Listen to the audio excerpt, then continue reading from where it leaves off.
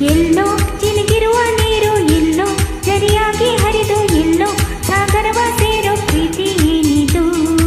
ಎಲ್ಲೋ ರವಿ ಬರುವ ಸಮಯ, ಎಲ್ಲೋ ಹೂ ಹರಳೋ ಸರಸ, ಎಲ್ಲೋ ಪಿಲಿಪಿಲಿಯ ಭಾವವು. ಮುಂಜಾನೆ ಮಂಜು ಹನಿ ಭೂಮಿಲಿ ತಂಪಾಗಿ ತೇಡಿರುವ ಪ್ರೇಮ, ಕೆಂಪಾದ ಕಿರಣ ತುಸು ಹಾಯಾಗಿ ಭೂಮಿ ಮುಚ್ಚಿಟ್ಟ ಕಿವಿ ಮುಟ್ಟು ಪ್ರೇಮ.